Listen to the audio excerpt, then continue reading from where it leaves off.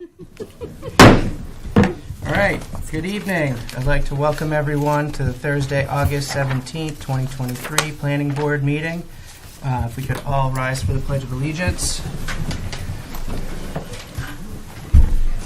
Pledge allegiance to the flag of the United States of America and to the republic for which it stands, one nation, under God, indivisible, with liberty and justice for all.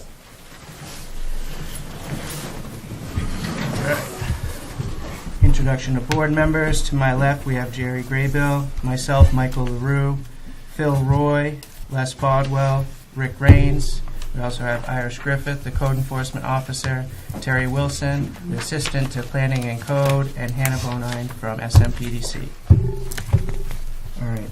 First is public hearing, conditional use, JoJo Cafe, 513 Portland Street, R72, Lot 5, RCI Zone, Barth.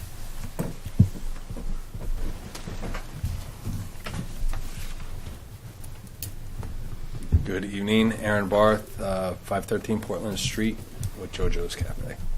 Okay, you want to just give us a brief description, and then we'll see if we have any public Sure. comment? So JoJo's Cafe is a breakfast cafe for serving breakfast pizzas, croissants, coffees, iced coffees, and such. Our proposed operating hours are from 7 to 2, 7 days a week. However, we would like to be able to change that if the demand requires it. During the walkthrough, as you can see, we're pretty much ready to go. We have a couple small details that we have to address, like signage and things like that. But I really don't think that that's going to inhibit us from opening. So we would like to be able to open as soon as possible. Any questions? No.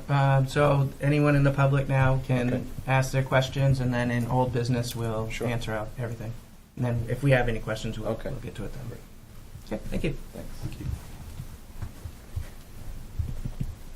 If anyone wants to speak, just state your name and your address, and then say your comments. Okay, no comments. I'll close that public hearing. Moving on to public hearing, final plan, major subdivision, Woodland Pond, Alley Pond, R7, Lot 2, and Johnny Lane, R8, Lot 6-6, Altus Engineering.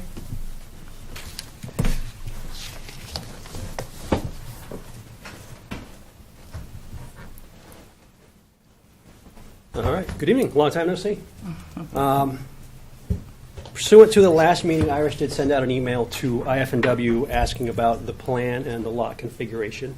Originally, I had wanted us to move 3 lots. They came back and said you only need to move 2, or should only move 2, Lot 11 and Lot 4. We think the plan that's been presented does meet the ordinance. However, to smooth things over, we came up with what we're calling Plan D, which I think that you guys might have seen today, and I have copies to pass out to you. This removes Lot 4, which becomes part of the open space. Also removes Lot 11, which is the one that's across that wetland crossing there, right next to the turtle corridor right there. And we're moving them out into the back here off of a new private right-of-way. So similar to the project which we just did with the site walk, we'd have a common drive on this right-of-way serving these 2 lots. So the end result is, with the no-cut buffers and the open space, we're setting aside 75% of the lot.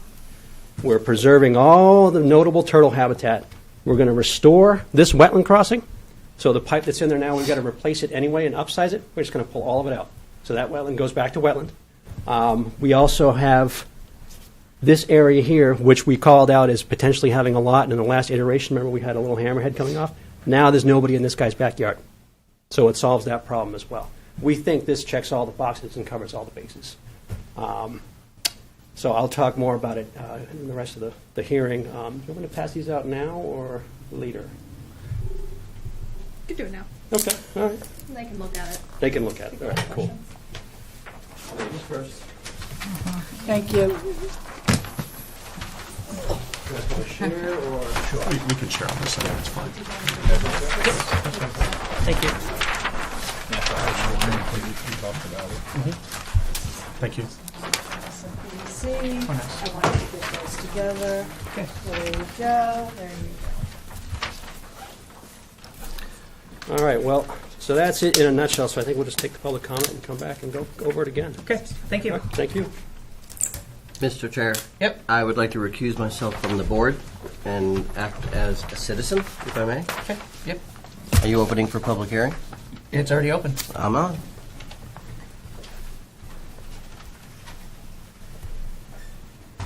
I am Rick Raines, 18 Carolyn Drive here in Berwick, and I'm in front of you today talking to you as a private citizen concerned about this subdivision at Woodland Pond. The first thing I think that I would like to say is that words matter, and the wording of words matter, and sometimes it's easy to say things with inflection that make them more powerful, and sometimes it's easy to go over things and make them minimalized. And I understand that applicants and their representatives, their job is to try to get their project passed. But I also believe that in doing that, sometimes the facts are not always portrayed as they truly are. As a citizen, I'm also here to say that I have not yet received a copy of the subdivision application completed as I requested months ago, as was then brought up a second time and promised to be sent to me. I also have not received a copy of the third-party engineering report, which was requested months ago and was then brought up again and promised to me. And I have not received a copy of the wetland delineation report of any kind, except to the fact that all the maps shown since the beginning of this project have shown the same exact wetlands and they've never changed. I also was curious to see in all of the packets going through the past 7 months or so that any applications for subdivisions or conditional use by Altus Engineering are all blank, except for what appears to be Mr. Sari's signature at the bottom and no date. And I find that confusing.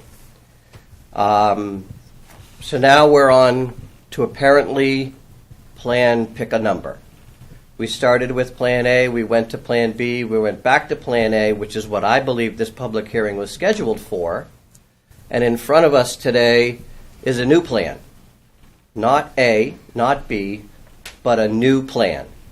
So it is my opinion as a citizen that if you're presenting a new plan, you start over, which means you alert abutters and you have another public hearing for this new plan with new third-party engineering reports, new SMPDC review, and new review by the code enforcement and the planning board.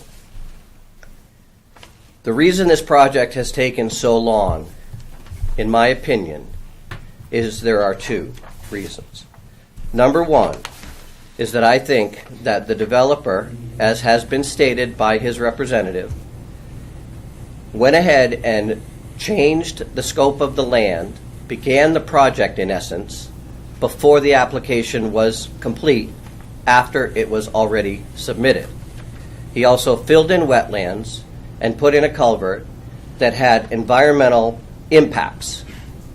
This was then later recognized by Inland Fisheries and Wildlife in their report with their recommendations not to move 3 lots, not to move in their second request 2 lots, but to turn them into open space.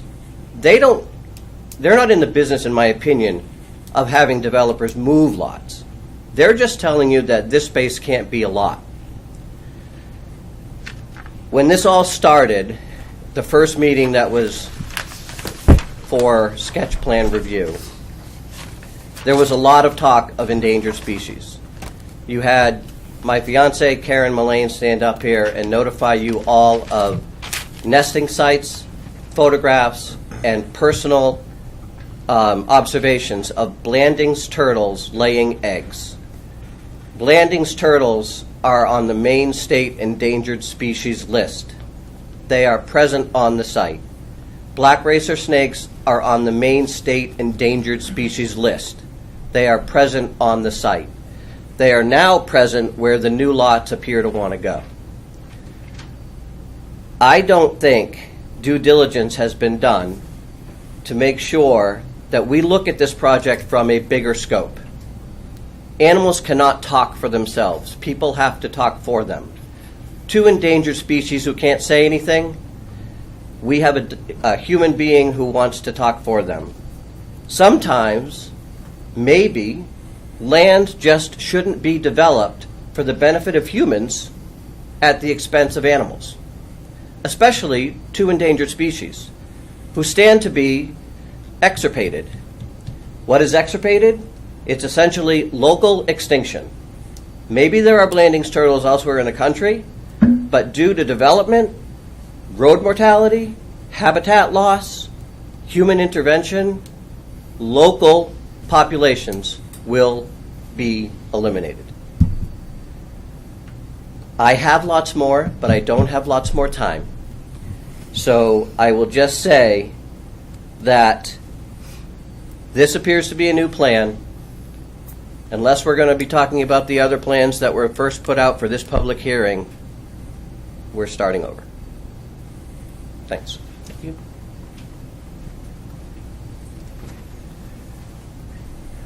If anyone else would like to come up and speak?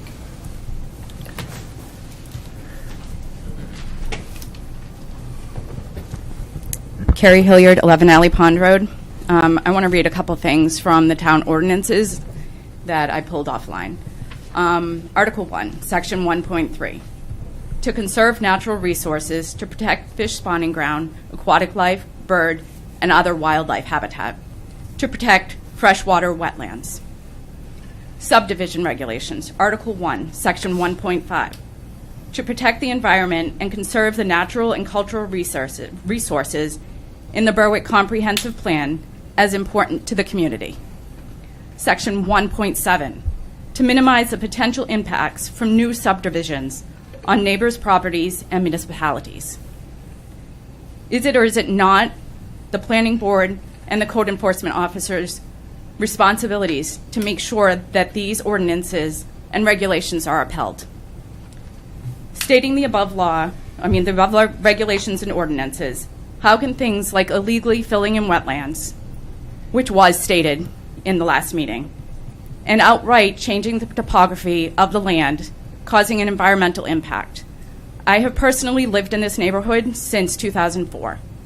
The impact on the environment and the changes there have been substantial. I did see the land use stop order that was posted. At that time, things had already been done. The land had drastically changed. The road was completely altered. I have seen truckloads of tar that has been pulled up from roads be brought way down into the land and beyond what's in question. And I am also just concerned about the outright criticizing of the INFW at the last meeting and stating of, we don't need to follow their recommendations, questioning and criticizing their process of coming to those recommendations. If I broke my leg, I am not going to go to a veterinarian to have it fixed. I'm going to go to an orthopedic surgeon. I'm sorry if I'm being blunt or criticizing anyone, but last thing I knew, the code enforcement officer, the engineer, and our board here are not scientists. They do not hold degrees in this area, and they are not specialists in it.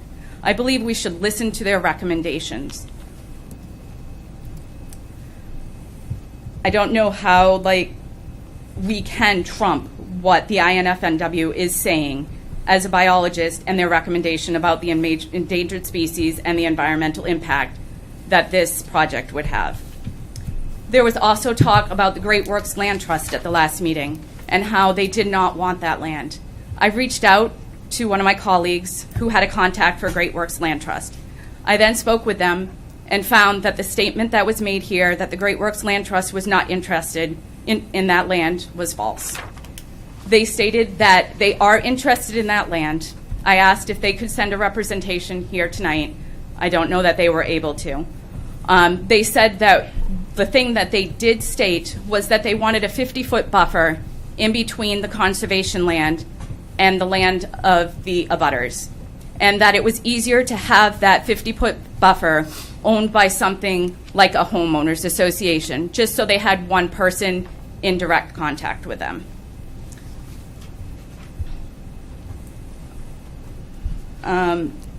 It's just my thought that just because you own land, and this developer in question owns a lot of land in this town, it doesn't mean that you're going to be able to do whatever you want with it.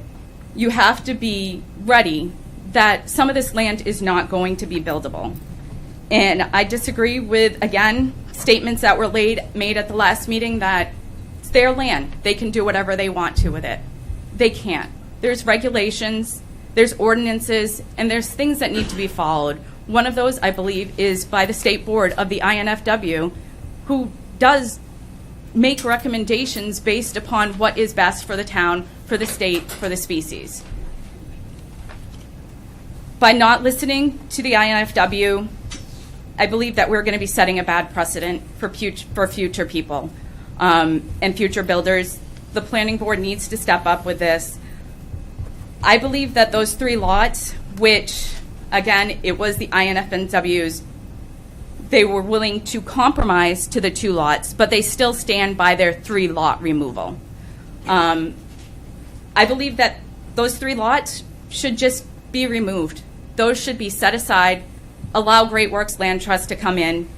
They still have 8 lots that they're building on and hundreds of acres more of land that I'm sure over the years they're going to be developing. The board, I believe, needs to show more transparency, integrity, and look out for the environment, the wildlife, and ultimately this town. This species cannot speak for themselves, and it's our responsibility to speak for them. Thank you. Thank you.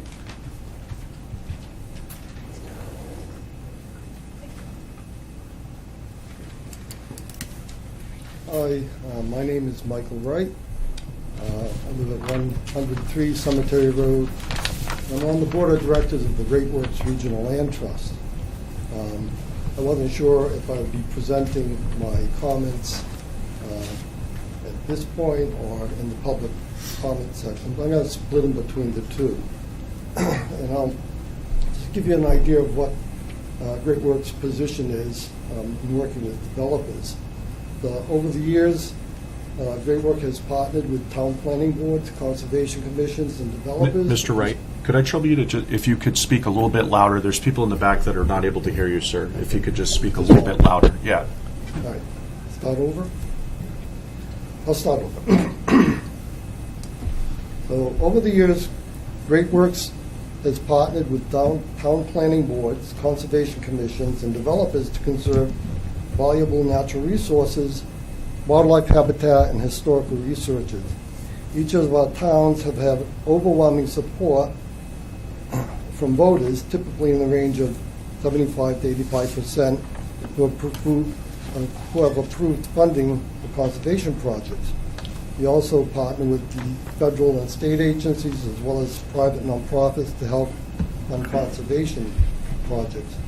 In Berwick, the Trust has worked with past planning boards and developers on 4 cluster developments to protect open space conservation lands. These are Carriage Run from Route 236, where we hold an easement on the open space, Deer Ridge off Pine Hill Road, where we hold title to the conservation land, Winslow Woods off Gridland Road, where we hold the conservation land, and Whitetail Crossing off from Route 236, where we hold the conservation land. We have developed subdivision guidelines from our experiences with these projects and those in other towns in our service area. Great Works Regional Land Trust, these are our guidelines. We will hold fee title to open space, but we will not accept easements. A buffer between the open space held by Great Works and homeowners should be controlled by a homeowners association. Great Works does not want a common boundary with each lot owner of a subdivision. The stewardship contribution to Great Works is included in an agreement. The trust hires professional stewardship staff to manage conservation lands, and there can be legal expenses when dealing with violations as well as other expenses. Great Works also pays property taxes in the towns where we own land. The final one is the open space being conveyed to Great Works does not include any stormwater ponds or infrastructure. These guidelines have been developed based on the experiences that our stewardship staff has had to deal with over the years. Unfortunately, some abutting landowners do not respect boundaries and encroach onto conservation lands. It can take many staff hours to resolve these issues, often having to contact each landowner in a subdivision to sort things out. A buffer controlled by a homeowners association will give stewardship staff one contact point to deal with any of these problems. I was contacted by Inland Fisheries and Wildlife to see if Great Works would be interested in working with the developers. And I had a email exchange with Eric Sari, I believe that's the name, Vice President of Altus Engineering, stating these conditions for accepting conservation lands. I was told that they weren't able to come up with a buffer zone concerning the subdivision, and they'd be happy to work with us in the future. It's not that Great Works doesn't want the land. We needed to have these conditions met before accepting that. It's a big responsibility to hold conservation land in perpetuity and to manage it, and we take those seriously. We need to be able to have the funds to do that, and we just we can't accept just anything. It has to be within our guidelines.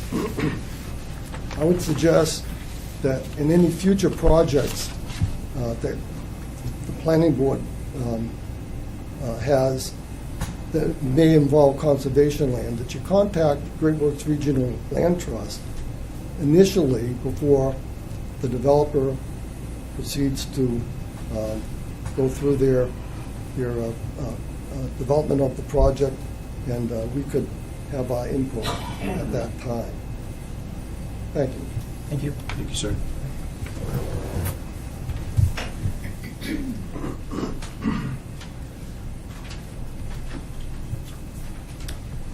Hello, Karen Mullane, 47 Alley Pond Road.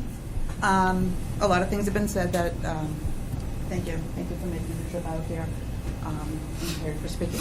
I'd like to thank the board too, and code enforcement, and even the developer. We're all trying to work for the same, well, I hope we're all trying to work for the same idea here, is the conservation of endangered species of the highest conservation need in the state of Maine. There are several times that Mr. Sari has pointed to that area there, the wetland area, that is perfect turtle habitat.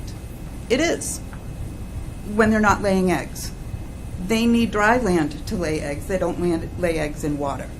This proposal here of the 4 houses, this road, that comes about the area where the turtle laid her eggs last year. Right there. So if you have a big circle over here for the black racers, there should be a big circle right at the end of that right-of-way for the Blandings turtle. And over here, there's another nest of black racer snakes, too, that I've been in contact with. Derek Yorks, I have photographs of the snake going underground, and he confirmed that is nesting habitat. This is a critical area. This is huge. This is awesome. Our town has these endangered species that you have the power to protect. The 3-lot moving into open space, why not? Why can't it be done and just be an 8-lot development? Still has an impact on the environment, but I won't go after the 8 lots. I'm happy with the corridor leading to a critical wetland area. I'm willing to accept that. I wish the developer would too. 3-lot removal, not a moving of 3 lots. That's their recommendation. They are the scientists, the professionals, they have the expertise, they walked it. That site walk, I was on that site walk. So when Mr. Sari in his letter dated August 3rd said, "It is our belief that everyone left that meeting with the impression that the design was perfectly acceptable and that any environmental issues had been adequately addressed by the prior plan changes and the composition of the proposed open space."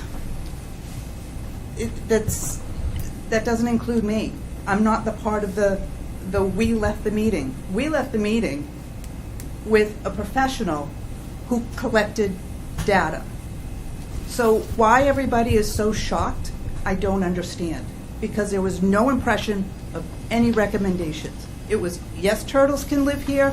No, they really can't live here. He was collecting data, went to a team, they got together, reviewed the maps, reviewed the data, came up with the recommendations to best suit the needs of endangered species and still have a development.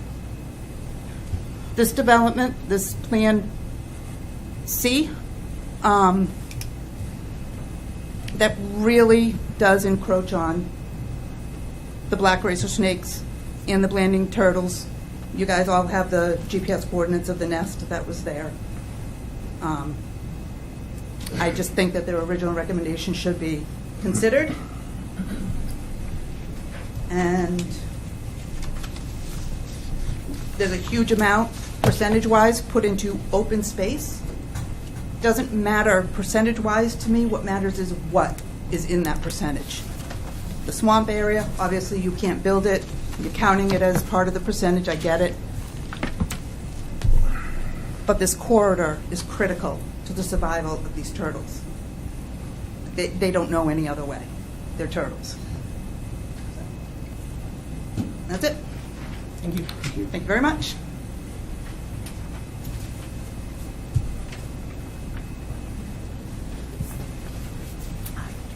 I'm Cheryl Dominic. I live at 8 Alley Pond Road. Our family was the very first family that lived on Alley Pond Road, and we have seen lots of changes. And I apologize, I'm not educated to where the certain habitats are. If someone could tell me where that is on this map, where the turtles are, where the snakes are, that would be helpful. I find it interesting that we've had so much development on Alley Pond Road that now we are finding these endangered species. Why weren't they found when the first 5 houses were built, or the second 5 houses were built, or the last house was built? Why are we just finding them now? To the thought of having an association kind of oversee this, I would be opposed to that. I don't really want one person who is going to oversee this entire development tell me what I'm going to do with my property. We have stepped out of the association that they have now. I don't want to be a part of an association. I want to be able to do what I want with my own land. So that's all I have to say. Thank you. Thank you.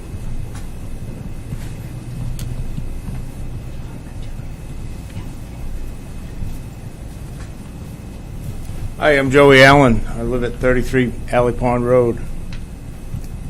I just bought that property last November. When I bought that property, I noticed a hammerhead when I went to go look at it, and I inquired about it, and they showed me pretty much the development that's there, what was going on. I said, okay. I have not gotten any notice from the town, state, anybody. I had to find out on my own about Plan A being talked about changing. Then I found out that Plan B came along, and there's going to be a bunch of houses right behind my house. I never got a notice. I never got a chance to speak. I never got nothing until this last week. I got 2 notices about today's meeting. Those are the only 2 notices I've ever gotten.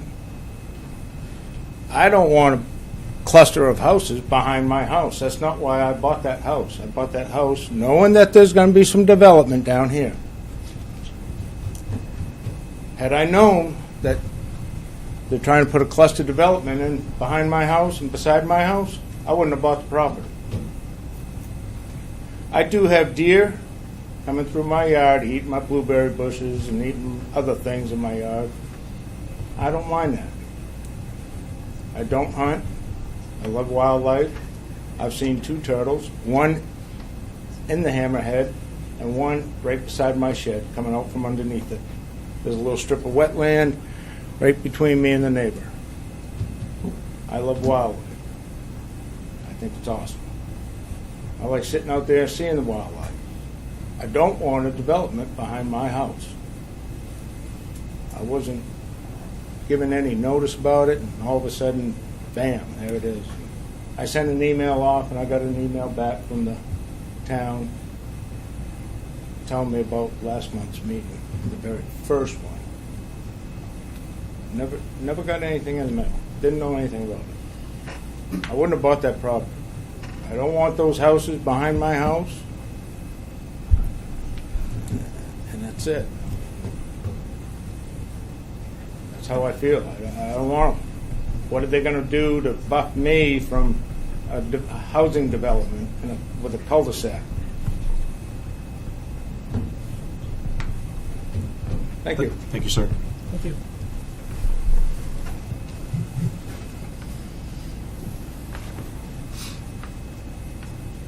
Hi, Carrie Hilliard, 11 Alley Pond. I just want to clarify one thing. I have lived on Alley Pond since 2004, and there has never been a homeowners association, nor is there a current homeowners association. And what I was proposing, if Great Works Land Trust was willing and was able to work out something with the engineer to take over that land, that there be a homeowners association for the new development, so that they themselves as the development could be in charge of that buffer land that was talked about with the 50 feet. Thank you. Okay, thank you.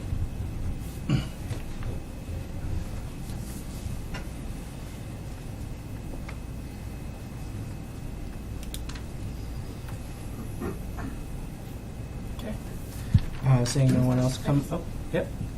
Sorry, Carrie, but when the subdivision was designed back forever ago, there was a home association because Joey McCrossin was the head of the association, and then it dissolved. So and I don't want, I'll just say it again, I do not want a home association. Okay, thank you.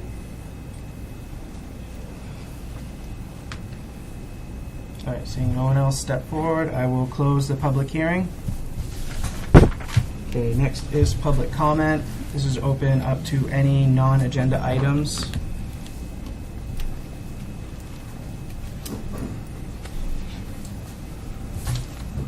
Oh, Michael Wright, 103 Cemetery Road. I just want to give you a little background on Great Works Regional Land Trust. Not sure that everybody knows it. We've been active for the last 36 years in service area, which is the 3 towns of Berwick, North Berwick, South Berwick, plus Elliott Wells and Ogunquit. It always amazes me when I've been on the board these whole 36 years, amazes me to find out that people don't know about Great Works Regional Land Trust. We do great work. So, we're a member-supported nonprofit organization providing conservation options for landowners and programs for communities. We do this by holding fee title to properties and conservation easements on privately owned lands. The trust also provides public access to 20 preserves with parking areas, and we maintain hiking trails. 4 of these are in Berwick.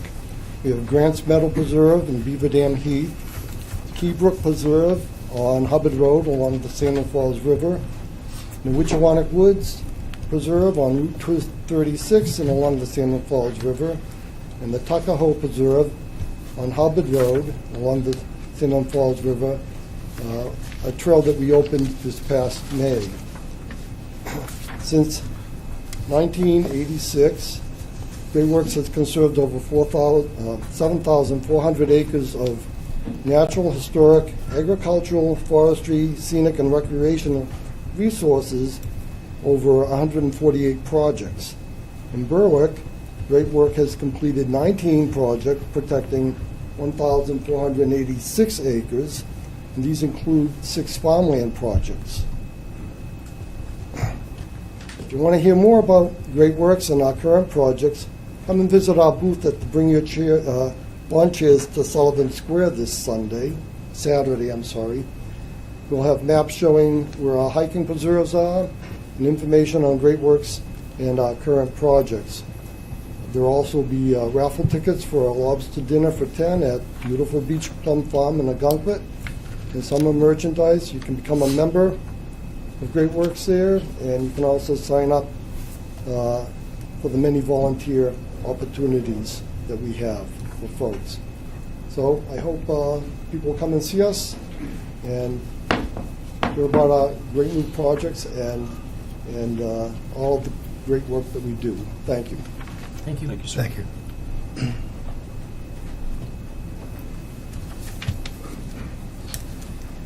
All right, close that public comment, and on to approval of minutes of August 3rd, 2023. I've had an opportunity to review the minutes. I find them complete, and I would make a motion that we approve them as drafted. Second. Okay, further discussion? All in favor? Okay.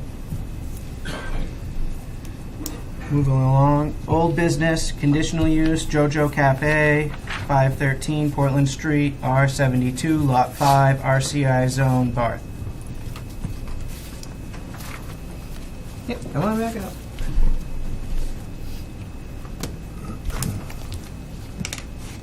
Aaron Barth, 513 Portland Street, JoJo's Cafe. Yep. So there was just one question Irish had, and that's going to go to the fire chief from the site walk about the access of the doorway in between. Correct? Sure. Yeah, the separation. I'll look into it in the IBC, and then I'll check with the chief. Okay. Yeah, and the only statement that I'll make on that is whether it is the way we have it situated now, or whether or not we put in a fire door with a crash bar, it will still have the same accessibility to that space next door, regardless. So the whole point of that passageway is for safe egress for the public. The way it is now, it's safe egress for the public. So that's all I have. Hannah, do you have anything to add? Or? No? I know it came up during the site walk, Irish. We mentioned, is there anything that precludes the commingling of those two styles of business? So if by the commingling you mean the question in regards to that door, that's what I haven't, obviously you were there with us, haven't had a Okay. chance to look into that. I'm Yeah. going to look into that. Well, there's two issues. There's one, it's the safety issue of it being a fire door. The other issue is they are two separate businesses in the same building. They can do that. They can do that. They Okay. can do that. The only Okay. question is whether they can have it open with that signage. Correct. As in the examples that Mr. Barth brought up on the site walk, or not. Okay. But there is absolutely nothing in any ordinance or laws that prevent them from having those two types of businesses in Okay. the same building. And we do agree that, we, after the site walk, we said, that absolutely we should have a sign that states emergency exit only over that doorway. So that's absolutely something that we will address. Okay. Okay. I mean, other than that, it was pretty straightforward sidewalk, and it seems like it's pretty straightforward. Pending the word from the police chief, or not police, the fire chief about that door. I mean, our actions today would to be approve this Yep, and you can have that door be a as a condition of condition. approval. Yep. Okay. I'll make a motion that we find it complete with the understanding that caveat of the fire chief has to give us a thumbs up on that for whichever way that's going to go. I'll second that.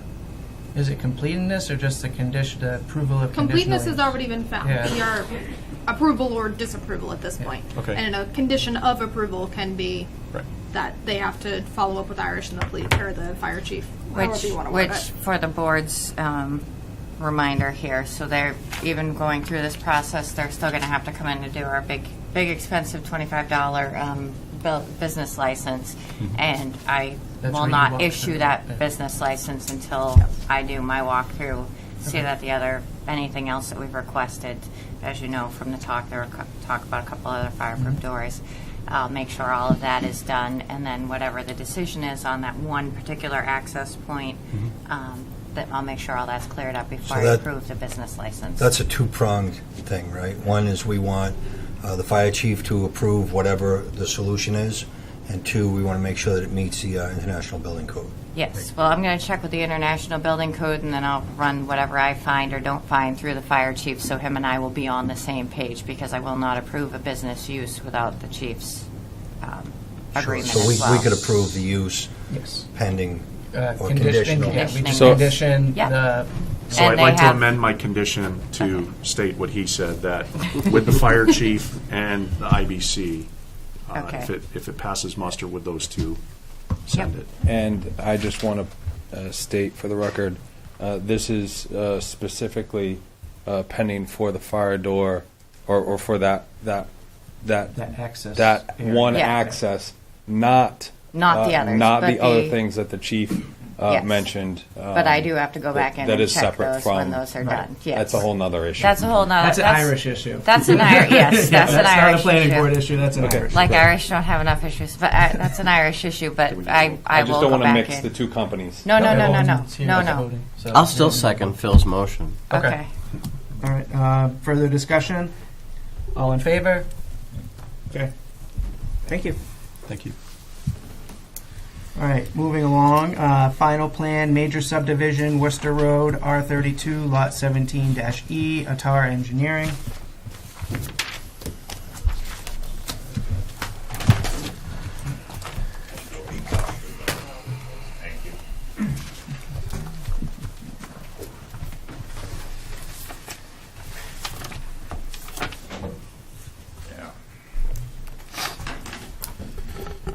All right. Thank you, Mr. Chair. For the record, Mike Sudak, Atar Engineering, here on behalf of Providential Equity Development. Thank you for having me. Would you like a brief overview again? This is our final plan for Yes, major please. sub. Okay, you got it. So, again, as I said, this is our final application for major subdivision. Nothing's really changed since preliminary, but I'd be happy to go through it again. This is 77 acres out in the R2 zone, dual frontage lot, Worcester Road and Pleasant Drive, or Pleasant Lane? Nope, Drive, I got it. 14 lot subdivision, clustered lots, all off the Worcester Road frontage. It's a private road, about 1,400 feet in length. Again, clustered lots, all around the 35,000 to an acre square footage range. Private utilities, so individual drilled wells, on-site subsurface wastewater disposal systems. Stormwater, we're above an acre of impervious, so we are in the stormwater management law tier, Chapter 500. We've applied to that with the state. We have a single grass under drain soil filter up front by the entrance of the proposed road and Worcester Road. Really, that's it for the overview. I'd be happy to go into what's changed since preliminary. We've been pretty busy. So preliminary was granted, I know, Mike, you weren't here, but Phil did a great job, on July 20th. So since then, we received quite a few things. We got final sign-off from Fire Chief on cul-de-sac design and on-site fire protection. We got our final determination from IF&W, specifically Mr. Derek York's statement of no concern for all reptile species, which is great news. Let's see what else. Actually, the biggest thing, so at the last meeting, which was the public hearing, the northerly abutter there, so I'm going to use the pointer that was given to me. This frontage here along the top, this long stretch, Mr. Noah Cobb was here, and we had a pretty lengthy back and forth during the public hearing, and we've had a pretty lengthy correspondence, which is in your packets, just about his desire for a security fence, or privacy fence, rather, not security. Sorry about that. Ignore that.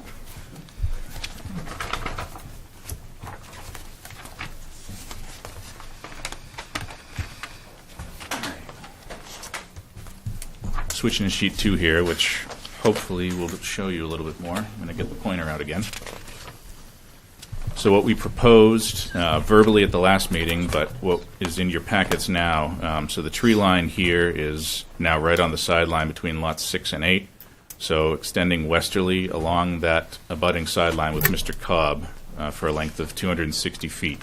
We're proposing to have a 6-foot-high solid privacy fence installed on Mr. Cobb's property. That was the agreement that the correspondence shows. And yeah, I think he was happy with it. My clients are happy with it. So that's, I believe, satisfied both ends there. Does that include a maintenance agreement? If it's on his property, is he going to be maintaining that moving That's forward? our understanding, yes, Okay, sir. okay. I just Yep. want to make sure that that is spelled out clearly.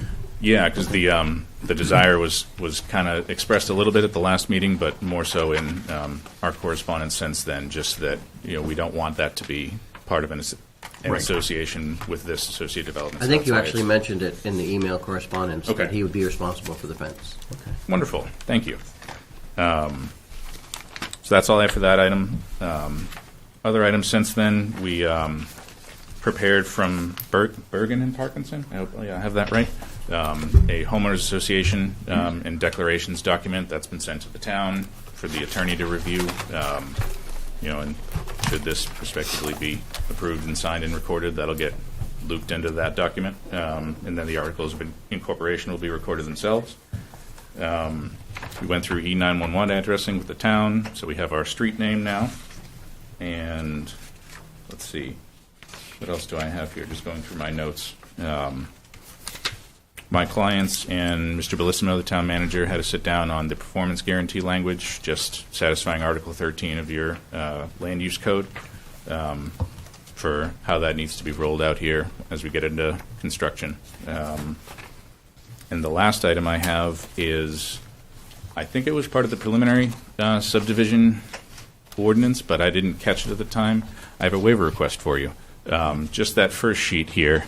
For subdivisions less than 100 acres, your requirement is a plan set scale or a plan sheet scale no greater than 1 inch is 100 feet. We have a pretty interesting setup here for the geometry of this parcel. I had to do 1 inch equals 120. I would humbly request that waiver just for this sheet. The rest of the development is well below that. So that's the only waiver request I have. Does that create any undue hardship for you guys as far as record keeping and whatnot? No, not at all. I'd like to make a motion that we grant that waiver. I'll second that. Okay, further discussion? All in favor? Okay. Thank you. Last item I have, as I said at the start, our Chapter 500 stormwater permit, we're still within our 45-day review period from when that was applied.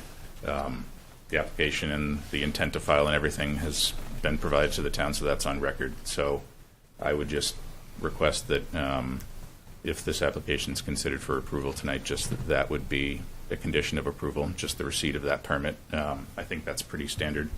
I've received that on other applications in the past, and if the state comes back with something monumental, I don't expect it, but something monumental to the point that our infrastructure changes, our easements changes, we'd have to approach you again. So I think it's a reasonable request, and that's all I have. Thank you. Okay, thank you. My only question as I've flipped through every single page of this, do you have the cost estimate in here somewhere? Yes. John, you got to help me out. What's the name of your company? So that would be the header. Ooh. Okay, I'll search again. So I believe the board, even though you don't need to submit the letter of credit with this application, the board needs to set the amount, which we can't do without the cost estimate. I see. So I am confident it's in there, and I know that's Okay. the header it's under. I'll keep looking. Thank you. I think he was done. So everybody So- there. Proceed. So, Mr. Sudak, I want to say, providing that Hannah can find the number, I love the fact that your final is got everything here in front of us. I've seen some finals that have been very small in stature, I guess. But it's, in my opinion, it's good to see that you've put everything together for us, regardless of the trees that you killed to do it.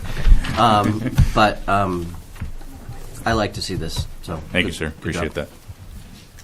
And to piggyback on that, I want to thank you guys for doing your due diligence to meet, the concerns of your abutter.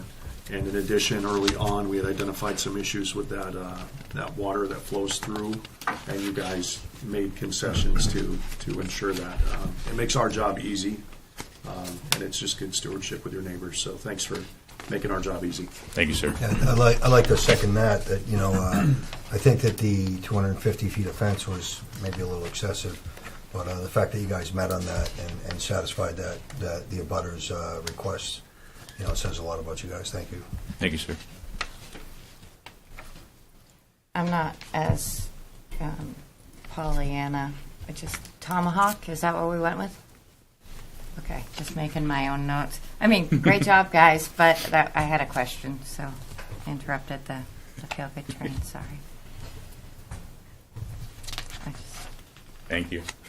Sorry. So we still trying to dig up the number? I have it. I She just has have it. to do math. It's the 597. Does that sound familiar? Sorry. Just under 6. That's what I Yeah. remember.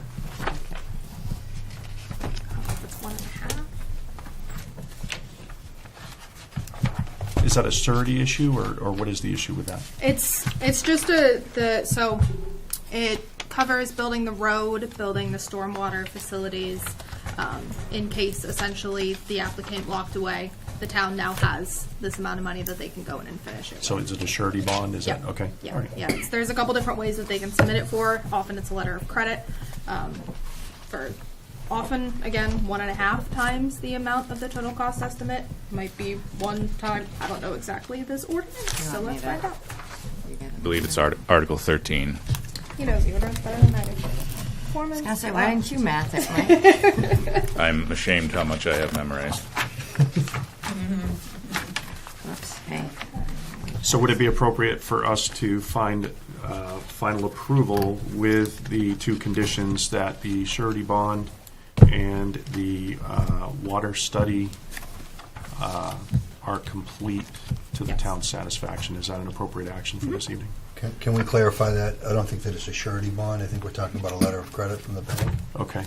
So letter, they can supply a letter of credit. Probably have one in here, I would think. If I may, Mr. Chair. I think, first of all, we're completely fine with those conditions of approval, but I think just to your point, maybe making sure we're precise in the language here.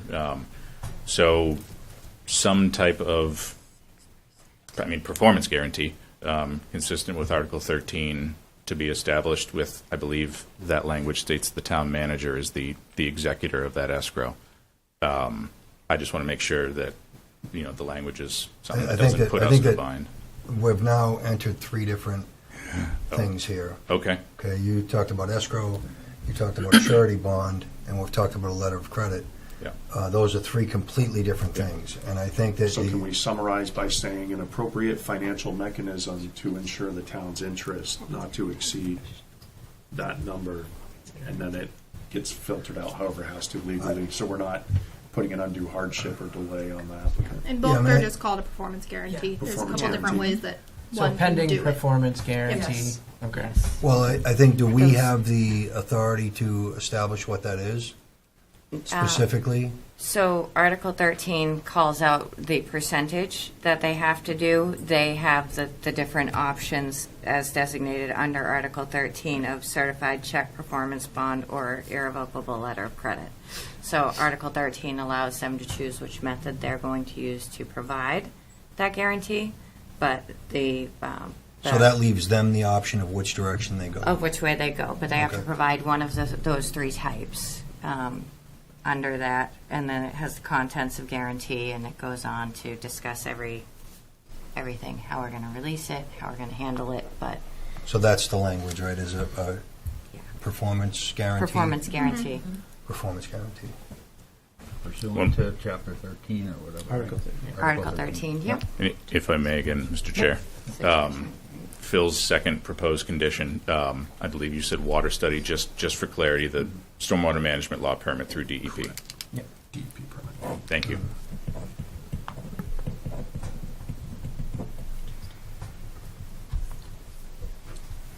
I'll make a motion that we find it complete with the conditions that the performance guarantee meets the requirement of the town and the article, and I think we're on the approval. Yeah, we're on approval. Yep. Correct. Yep. Okay. He I likes will finding approve things it quickly. Yep. with the conditions that we have the letter of credit for the $597,000 as recommended, and the completion of the DEP permit as a secondary condition. I'll second that. Okay, further discussion? Okay, all in favor? Okay, thank you. Thank you, gentlemen. Thank you, ladies. Thank you. Thank you. All right, next is final plan, major subdivision, Woodland Pond, Alley Pond, R7 Lot 2, and Johnny Lane, R8 Lot 6-6, Altus Engineering. Rick, Again, you are Mr. recusing yourself. Again, Yep. Mr. Chair, I'm Thank you. recusing. Have a good night. Good night, guys. Thank you. Thanks, guys. So, We'll be in touch. first, as everything's leaving, Hannah, can Yes? you give us a brief, what determines a new plan and what determines a change in a plan? I don't know if there's any language really calling that out. I would not call this a new plan at all because the majority of the lots are staying in the same place, and really we're only talking about the two kind of three. There was 4, 11, and 3, I think, that were under discussion. I don't think that the rearranging of those constitutes a new plan in this Okay. sense. And then also, Hannah, I just want to add, the planning board follows the land use ordinances. You guys go through and make sure all the land use ordinances are being followed when they bring in their paperwork. When there's, it's hard to, I guess I'm just trying to find the right way to say it. There's recommendations and then land use ordinance. As a planning board, we follow the land use ordinance. I planned to address a Okay, whole bunch all right. of that stuff Okay. in my statements that I would Okay. like to make to the board. Okay. So I don't know if you want me to do that before or after he speaks. I brought it up now, so let's just take care of it. Okay. Can I kick you off of that Sure. for a minute? I'm going to come up there Okay. so that I can just appear a little more professional. Okay, so Irish Griffith, Code Enforcement Officer. I'm going to say a lot of things that are going to make me probably even less popular than I appear to be at this meeting, but there's a lot of things I think the board needs to recognize. First things first, Inland Fisheries and Wildlife is not a governing body on any of these lots with the exception of Lot 3.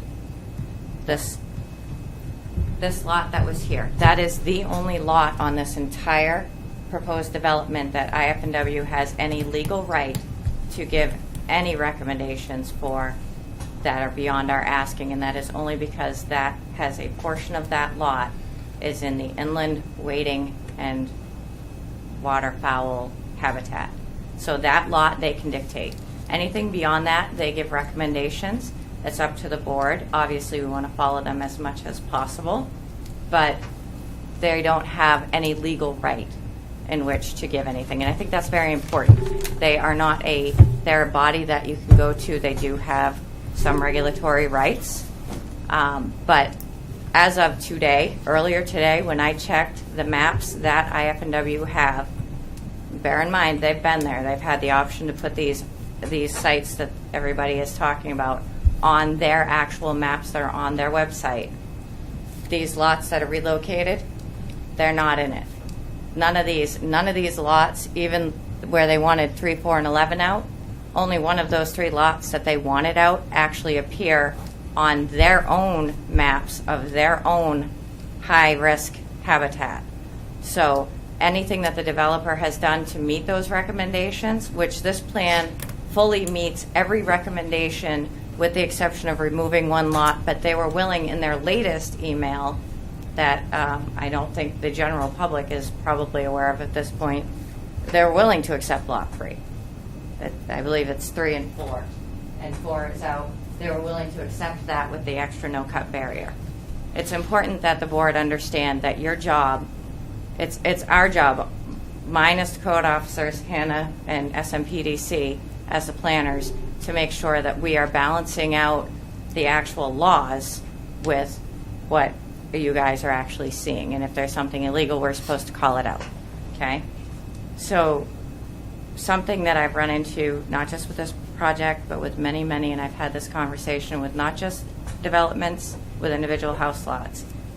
First of all, it is not a realtor's right to tell anybody who's purchasing any property anywhere in town that anything beyond the borders of the land that they're buying is going to be untouched. Because if you don't own it, you don't get to control it. Second, the board, I guess technically you have the right to just take this whole project and say, nope, we're not doing it because of the high-risk habitat stuff there.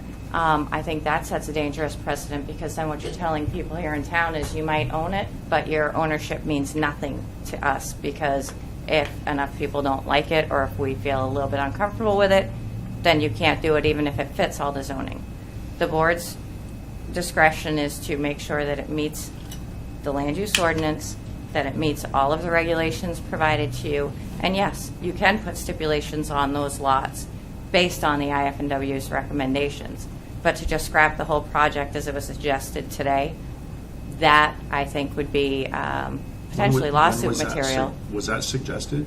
Somebody did, one of the commenters earlier said that they did not want this developed at all. I got you. So that's not, I don't feel that's appropriate.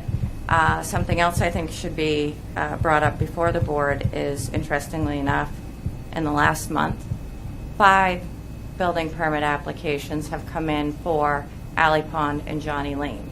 So what I am seeing as the code officer is, we don't want that built, but we want to build on our lots. Now, this is all high-value land, particularly we're talking Alley Pond over here. This is all high-value land, is the argument that's being made. So I guess if the board decides that nothing should be built there, I would want some direction from the town attorney or the select board or the planning board as to what exactly I'm supposed to permit, and at this point I would be inclined to deny all building permits on either of those roads until I receive that, because the I get mine but nobody else get theirs attitude is not exactly fair, and we need to make sure that if we can't build on these lots because of this, that nobody's building anything they're not supposed to. So as your code officer, I'm asking the board and the town manager and the town attorney and the select board for some direction here, because I'm getting all these building permit requests from literally, and that doesn't include the one permit that was already approved and is closed out, so that makes 6 in a month that I have received. But none of the areas that are these areas here where these houses were relocated to, those are not on any of the high-value maps. As far as Mr. Rain's statement that he didn't receive that, you're right, Rick. I did not get you a completed copy of the application. There's been a lot going on, and that honestly slipped my mind. I assumed it would end up in one of the packets. It didn't. I owe you. I don't know what to tell you. My bad. I'm not going to make excuses. I'm not going to say, as far as the third-party engineer reports, I don't have those personally, and I don't have copies of whoever originally delineated the wetlands. What I go off of is what's provided by the engineers, what IF&W has on their site, and what DEP has on their site. And none of them have anything of any concern for these parcels. So, and I also want to address, did the developer do things he wasn't supposed to before he asked? Yeah. And you know what? He's one of several here in town that have, since in the 8 months I've been here, done the "'tis better to beg forgiveness than ask permission" thing. However, he had to make it right with DEP because he couldn't move forward with this. They even stated it in their original email that he has since made that right. So we can hold it against him forever. That's not how I operate. Everything that's said, everything that's done, once it's said, done, and corrected, in my opinion, belongs in the past. He continues on, we'll catch him next time. So that's about what I have going on, and I do feel bad for all the people that were told that nothing would be built. But again, we have to balance out what the abutters want versus what ownership of land means. So I'm more than willing to take any questions from the board. I'm sure you guys probably have some for me. I would ask procedurally, one of the comments at the public hearing was made that because the plan has evolved, that we should start over from the beginning. I don't see it that way, but I would ask I don't see it that guidance way from... either. There's a lot of plans that change, and That was something that was actually discussed as all these evolving plans have come through. It's been discussed between myself, Terry, Hannah, James, the town manager, Mr. Bellissimo. It just seems to me that would be an unnecessary, undue burden on all of us. Our time, the developer's time, everybody. If we're trying to work a plan to appease all of these things, right? The IF&W reports, the abutter that, one of the plans we looked at showed a cluster development behind the gentleman's house. Understandably, that wasn't, appropriate. So now I think they've made a change that, speaks to that. I personally, I feel as a planning board member, just to be clear to the public, that, our job is to ensure that it meets the land use ordinance, like you said. And, we can be compassionate to a neighbor and say, I know that this is going to affect you and you're not going to like it, but we can't tell him no, in good conscience, if it meets the land use ordinance and he's satisfied the things, all of the requirements. The biggest problem that I had with this plan, I've only seen this a couple of the versions. I think I've seen A, B, and D now. I didn't like that illegal wetlands crossing. That was a big issue for me on Lot 11. The fact that this plan shows they're going to remove that illegal crossing, because that, to me, looks like a thoroughfare for turtles. And so I'm also not, oblivious to the fact that we should protect our wildlife. I think this plan personally resolves many of the issues that we have worked through to get to here.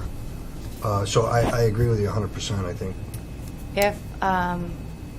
If a plan came back through our department, through Code and Planning, that had to be sent to us and to Hannah, that was drastically different than what was originally proposed, at that point we would all agree that that's a new plan. What we've had here is basically just playing musical chairs with a couple of lots to try to accommodate recommendations from a regulatory body that has given some great recommendations to preserve some wildlife that we want to see preserved. That's not a new plan. That is, when you're talking 11 lots, 8 aren't moved and 3 are only moved because of the requests that were made. That's not a fresh start. That's not a new plan, especially when you consider that literally, legally. Now, and bear in mind, almost all of you board members have had conversations with me at some point or another, so you guys know that I owned snakes. I owned 6 at one point in time. Haven't owned turtles, but I swerve for frogs. I love wildlife just as much as everybody else, probably more so than most because I just love animals, but more than people most of the time. But, what we're looking at is literally from Plan A, the board would have been entirely within their legal rights to say, okay, well, you can't have Lot 4 because that's wading waterfowl, but you can have the other 10 and we'll pass it. You guys literally could have done that. The hoops that you guys have jumped through, and that the developers have jumped through, dealing with inland fisheries and wildlife, who, I apologize if people felt I was slandering them. They're extremely understaffed.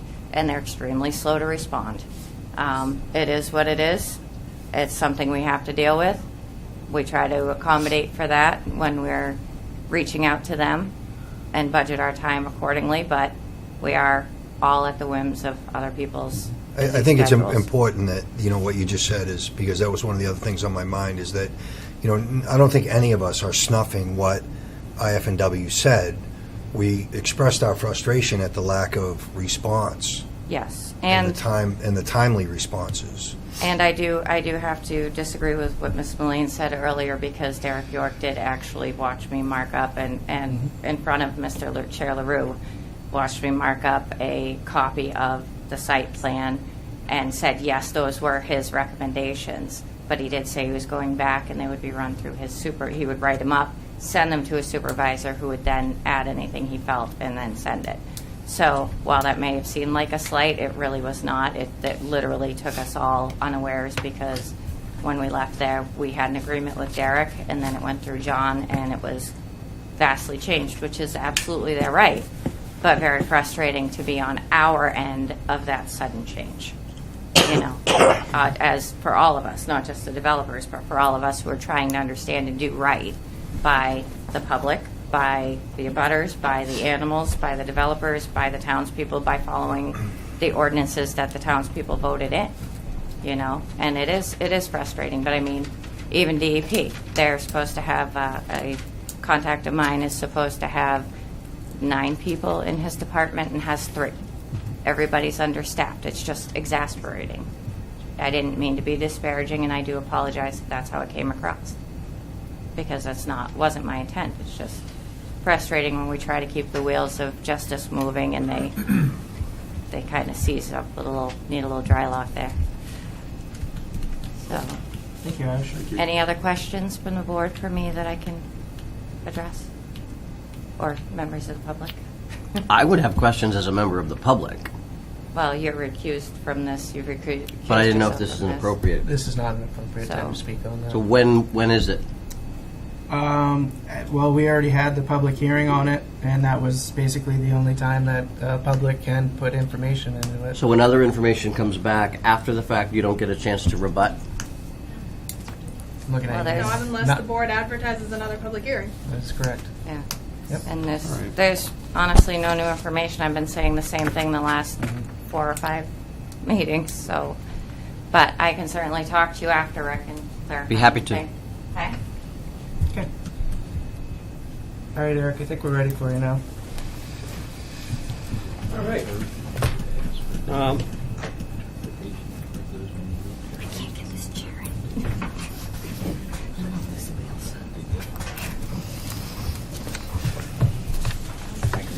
For those guys. No worries.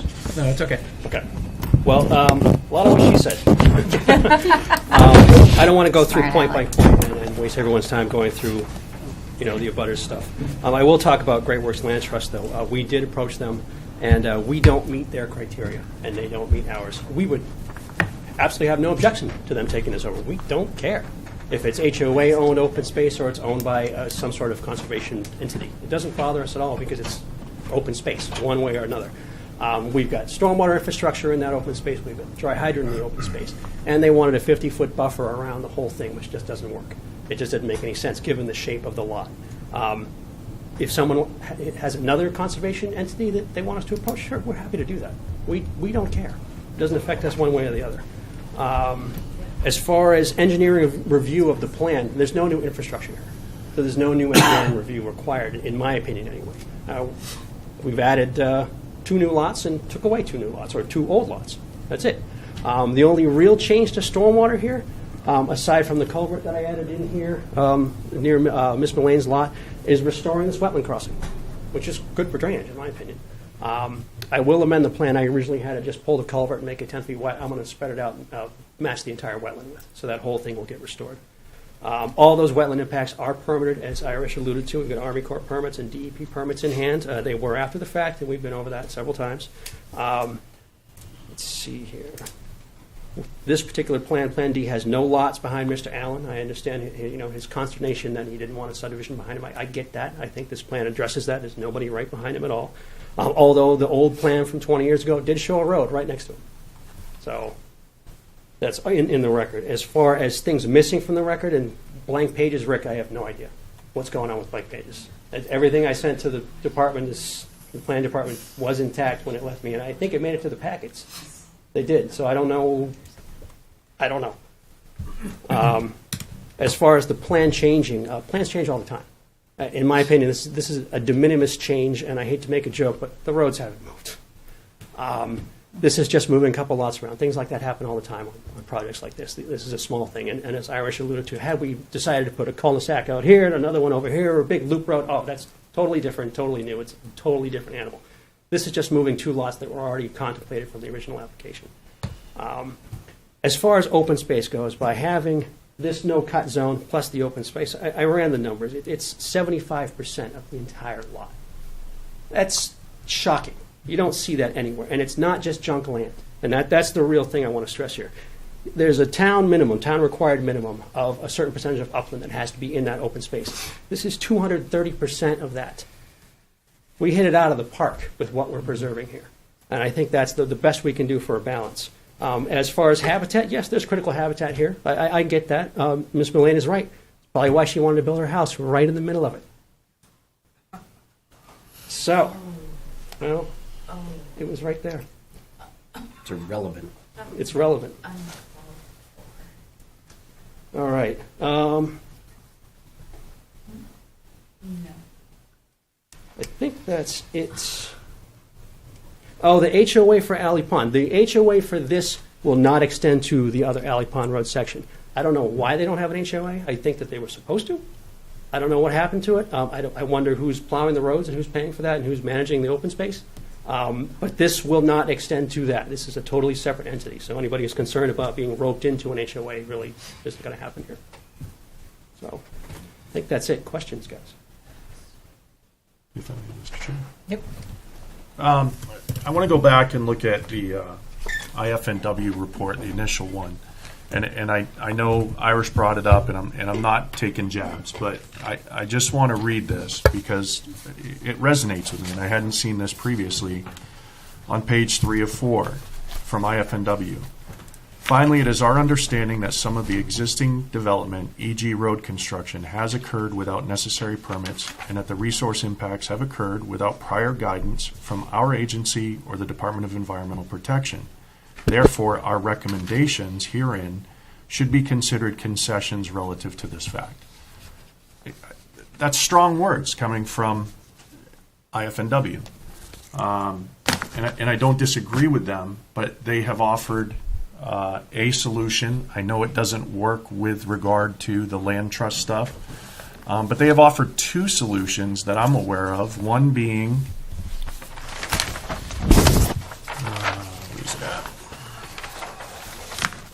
based on the presence of high-value habitat for both blanding turtles and black racers, documented nesting observations of both species, and an objective for preserving habitat integrity and connectivity on site, we recommend that proposed lots 3, 4, and 11 be added to open space.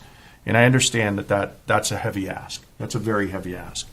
And in subsequent emails, they had sent our recommendations continue to be remove Lot 4 and Lot 11 from the proposed project design. However, in the spirit of negotiating a resolution, we are amenable to maintaining Lot 3 in the proposed development, provided the no-cut restriction is maintained via deed restrictions.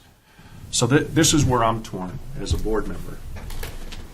We have a responsibility to be good stewards and not hinder your ability to develop. But you guys kind of thumbed IFNW in the eye by doing the road work, and that's neither here nor there. But they came back and they said, yeah, you guys did this thing. We would like to put some concessions. Would you meet concessions? They've given you two options. Are you amenable to either of those options? Well, they pretty much That's have. what that plan But is. that's Lot 11 and Lot 3. Yeah, that's Lot different. 4 would, no, it's exactly No. what you just That's said. Lot Exactly 4, did. They Lot just 4 was here, moved Okay. two which is lots. gone. Now that's open space. Yep. Lot 11 was right in here. That's what the illegal crossing. That's Okay. also gone. That's Yep. part of open space now, and we're going to restore the crossing. So we meet the requirements. But you we meet their moved, recommendations. you moved the lots, correct? We did, but those areas which are in the critical habitat areas are no longer being developed. They're part of the habitat now, part of the open space. His concern was this being a turtle corridor. It had some good wetland, some good standing water. Again, I'm not a herpetologist, but from what I understood taking away from the meeting, that was the prime stuff as a corridor, and this being the primary habitat, obviously. So if I'm hearing you correctly, you would not be amenable to going to the previous plan with IFNW's recommendation to remove 4 and 11 and maintain Lot 3. You would not be amenable to that? In terms of killing 2 lots, no. Absolutely not. May I clarify something, Phil? When they're talking lots 3, 4, and 11, they're talking the original plan. So Yeah. Correct. So they took out lots. So lot 4 and lot 11 were removed from what they had going on. They just relocated them to a different thing. So I understand they relocated the lots. That's Yeah. my But point the- of contention. But the thing is, Phil, is the issue was that those 2 lots had significant habitat. They did not want lots in those locations. So by moving those lots, they didn't look at it this way. They eliminated those 2 lots. They just added 2 different lots in a different location. If That you think had of it not, that way. but it has not been assessed by IFNW. That's the issue at hand. Well, I think I would argue that he hasn't raised any contention with these lots up in here or the other 2 along here. So Well, obviously, he didn't address it, and the plan has changed. That's true, but But- these lots have always been there. In this particular, this is Plan A, as we called it. These have always been there. He said nothing about that. They Nothing about- actually did walk out. Oh yeah, we walked all of it. Yeah, they. Oh, yeah. Mike and Derek. I didn't. Get near your microphone. I didn't join for this portion of the walk, but Mike and Derek did actually walk out all through here as well, because Derek wanted to see that. So IFW may not have included that in their report, but Chair LaRue can verify that Derek York did in fact evaluate that, and that the fact that that is not in their report. But doesn't he mean- evaluated it based on the previous plan. Well, he evaluated what's on the ground now, because right now there's no lots out there. He's evaluating the land as it is today in its natural, wooded state. In this particular case, it's been timbered.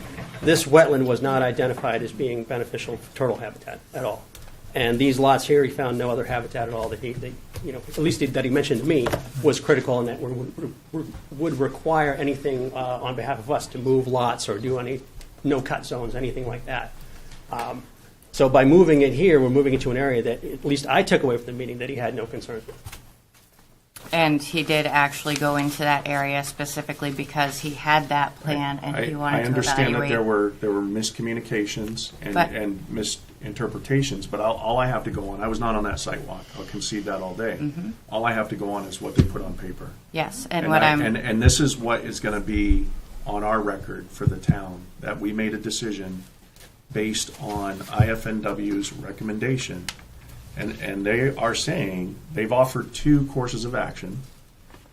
They're like, okay, you guys did this thing, roger that, you guys should meet our concessions moving forward. They've offered 2 courses of action. Which was followed. I'm not following.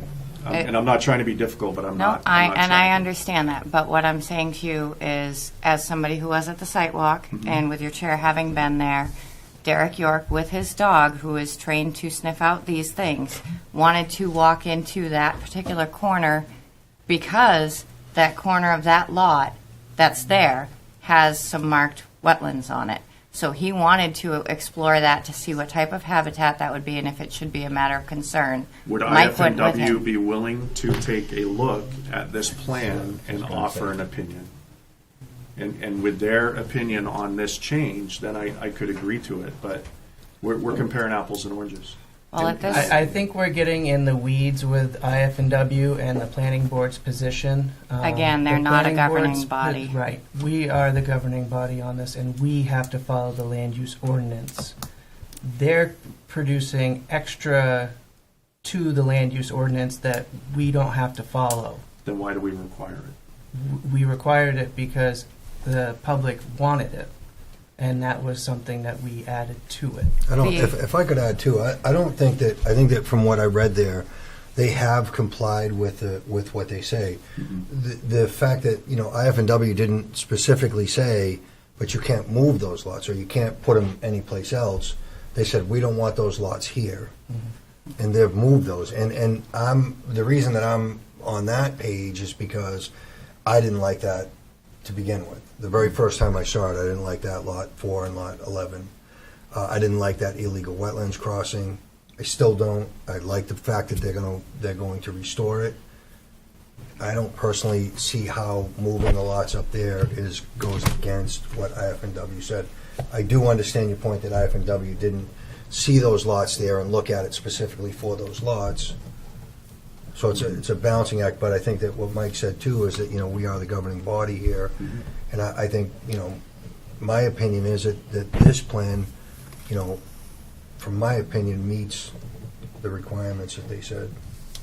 I agree that it meets a land use. I think we have an awesome responsibility with the developing and the nature of how quickly our town is moving to ensure that we are protecting our natural resources. And my personal, albeit an opinion, if we are not taking IF&W's concerns based on what they saw, understanding they were presented with, this is where the lots are going, tell us what's good, what's not good.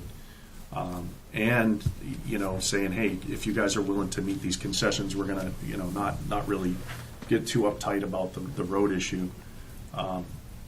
They've offered 2 solutions. If IF&W is willing to bless this plan, I could get behind it, but without them looking at it, I just don't think it's prudent. Okay, and that's your opinion. Yep. And as a planning board member, you can't use your opinion on this. It has to go by the facts of the land use ordinance. It's for the IF&W, it's really to get the developer to change their mind or to adopt stuff. It's not us to say you have to do this. It's here's their information. Can you move a little bit on that? It's their decision and their job to give us the plan that they want to develop, and if it meets the land use ordinance, we have to do our duty to check everything and then approve it. It's not a matter of what we want or what we don't want. The only time that actually goes into play is when we're changing ordinances. We have to go by the book on what all of this is. Can you, I can't see all the way clearly there, but it looks like there's a line that kind of goes diagonally across where 11 was. Right here. What is that line? That is an existing lot line that's going to be abandoned. Okay. The property's 2 separate parcels. Okay. Right now. I was hoping it was this is the Turtle Highway. Because I understand both positions. I mean, I'm with Mike. I'm a letter of the law guy, and I believe in following the land use ordinance because that's what was voted on by the town. And I also believe that we have just a human responsibility to protect our wildlife and our environment, no question. I don't read that as saying that you can't put 2 lots up top. But I also understand that they didn't bless those lots either. So how hard would it be for us to get hey, this is their proposed plan. You surveyed this area. It's our interpretation that you didn't find anything that would preclude them from building. Is that your interpretation as well? Is that too heavy of an ask for IF&W? Honestly, at this point, I'm not interested in trying to reach out to them again on this until they respond to my last email, which I've been waiting for 6 days for. Then why are we here? I'm not trying to be a pain in the butt, but why are we here for not doing our due diligence? I've done my due diligence, and they are not responding to my response to their last question. So until I hear back from them with those other in the questions. Policies as well, we have a time window. Yes. Once we have all these public hearings and stuff, we have to give our answers, and that's the whole waiting for IF&W. We still have to move on this, whether we're waiting for them or not. I mean, I can email them that, but my impression is that they feel like they have given the answers. Derek did the walkthrough of the site more than once. They've given their answers, and I marked my last 2 emails high priority, and I'm still sitting here with empty hands from the second one. So Did they not reply? You had mentioned in your They comments. replied to the first They one. replied and offered you a they contingency, replied to correct? the first one. Okay. They did not reply to my follow-up. Okay. Are Because you talking I about had the some, August 17th? Yes, they replied on August 17th, and I replied. I've asked Oh, no, them. this is SMPDC. That's not. I asked, right, right. Oh, yeah. No, I asked them some clarifying questions on a couple issues that I just wanted clarification of in regards to some of their mapping and their policies. Crickets. I think that. So it that- becomes a matter of, am I willing to be the person that says, yeah, I'll keep holding up and potentially put us at risk of violating the time frame limits that the board has required? I'll send it to them, but I don't feel think like that's needed. getting an answer from something that was already I think it's looked at. important to understand, too, that, you know, the IFMW report is a suggestion. It's not a requirement. It's not like the DEP. I think that personally, my take is that, and I didn't like this project when I saw the Lot 11, honestly.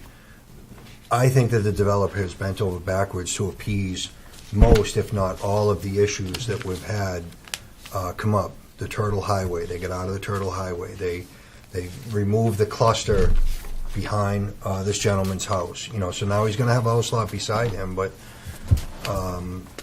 I think that that's, you know, that's more than reasonable. I think that the developers went out of his way to make this, and I think the developer could, you know, dig his heels in and legally and say, no, we don't have to follow any of their recommendations. Right. But they are. I apologize. Of course, you know, Phil, that I will send that. I'm just No, it's frustrated fine. because I don't want to just throw our hands up in No, defeat no. because it's in the hard-to-do locker. No, and that's not the case. The case, the reason, and again, I just needed a minute to calm down. I understand There's emotion. no reason to be upset. We're having reasonable dialogue, so It's exceptionally frustrating to me to watch. Okay, code is mostly black and white. Okay, I study this book very carefully because I need to make sure that anything I do does not bring a lawsuit upon my townspeople. Okay, so it's very frustrating for me. As much as I want everybody to be happy, I'm not Pollyanna. I live in the real world. People, there is compromise, though. there is compromise, but people, the last year has shown me a very high number of people who, once they have what they want, including on a different recent site walk where completely new homes were built, and those people were saying they don't want anything else built in their neighborhood. It's one thing to feel that way. It's another to try and put restrictions against anything being done on a parcel, because that's something the town can get sued on. If it doesn't violate the land use ordinance, the fact that we have bent over backwards repeatedly with inland fisheries and wildlife, even though they are not a governing body outside of the original Lot 4, they legally have no right. We have done everything we can to try and appease all of the neighbors because we all want the wildlife to survive. There's not a one of us out here who's going turtle hunting tonight. Okay? Let's be real. We want this to be the best situation possible. But now I'm being put in a position where do I say, yeah, sure, board, I will reach out to IFNW, who is understaffed, overworked, as is most municipal It's their job. things. But I will reach out to them and we will wait and wait and wait, which will put us outside of the timelines allowed under the ordinances, which then also opens us to a lawsuit from the developers. Do I like what the developer did? Eric and I have had this conversation. The developer put in roads they weren't supposed to. I'm the one that put the stop work order up. Why? Because it made me mad. You don't do things out of order. It's very black and white, basic in the rule book. Got This it. is what they're supposed to follow. Yep. But now I'm like, what do I do? Do I contact IFNW and risk this? Or do we, because they're not even a regulating body for this? But Or- it is a change from what they made their recommendation on. But from somebody I just want to who go on is- the record and say that it has changed from what they made their recommendation. They have offered 2 plans for concession. Yes. Neither of those are being considered. And I would like to go on the record as saying, as somebody who was at the site walk, although it is a change from what they saw, it is not a change from an area that Derek did, in fact, walk with the chair of the board the day that he was there. So it might be a change on paper, but I'm sure that Eric putting 2 boxes on there did not change what Derek and Mike saw when they were walking in the area of those 2 boxes.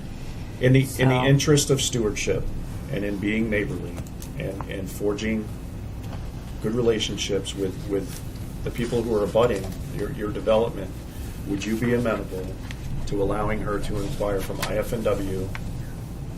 They responded in an email the last time within a day, did they not? The last email you sent when you asked for clarification and they offered the concession? I think Your it's first just been email, they responded 2 within a days, day? but they 2 haven't days? responded to the last one. Okay. Could we let them know that there's a sense of urgency, and if they are amenable, then it's done and done? It's marked a high priority email. There's no other way to convey a sense of urgency. If you have a suggestion that will help me to convey a sense of urgency to them besides Pick up the phone? I don't marking. know. Yeah, I've done that too. Okay. That's voicemail. That's voicemails that don't get returned either. I think, we try to, move forward with this and try to address everyone's concerns. We're amenable to having Irish reach out one more time. It's the last time. This is the 3rd or 4th time now we've reached out to them. They've been on the site numerous times. I've walked the site with DEP. I've walked the site with Army Corps, et cetera, et cetera, et cetera. We'd like that to be a condition of approval because we're confident that they're not going to have an issue with these 2 lots.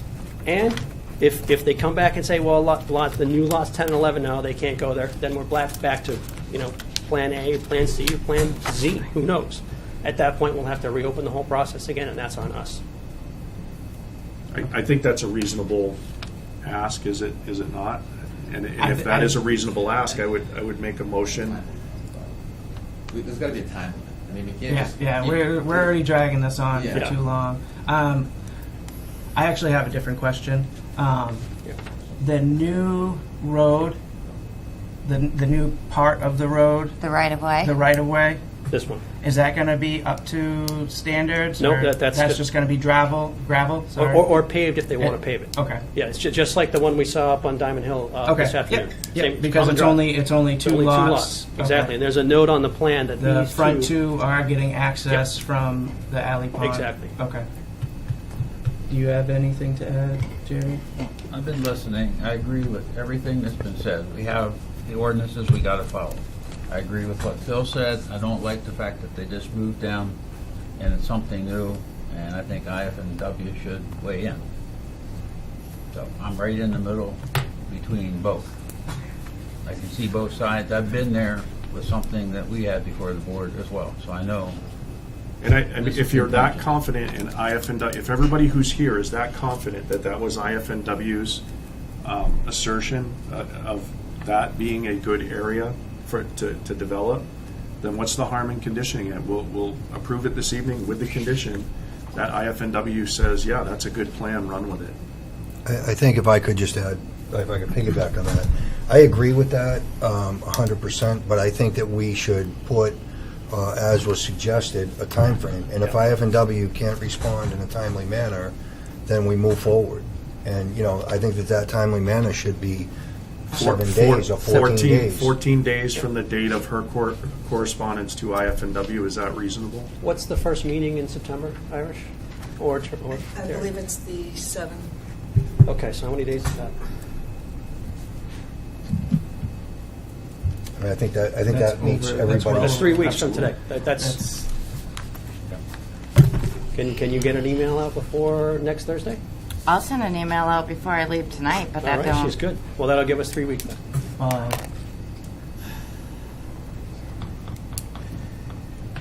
What's I mean, the, I what's think the that heartburn if appeases- he's agreeable? What's the heartburn? I feel like we're overstepping our situation with our feelings. I feel that it's not that I feel, it's a matter of they've done their due diligence, they've amended their stuff, they've gotten more information, they've changed their stuff, and at this point, I'd even just approve the final plan as is, without IF&W, because I was there. I walked with him every step that he did, and up in that the northern part, there was no issues with them putting anything there.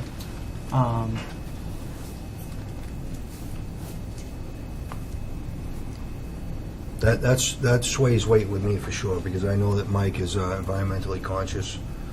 Because I'm kind of on the fence, because I understand your point, but I think my personal opinion still is that they have met what IF&W asked them to do. They asked them to eliminate Lot 4 and 11. So they eliminated those, and they created two other ones that, to me, look like they're out of the danger zone. Yeah. So I think that it's really not fair to say that they didn't follow that recommendation. They did. They removed 4 and 11. But I also understand the thought of, well, you added these, and these weren't in the IF&W plan.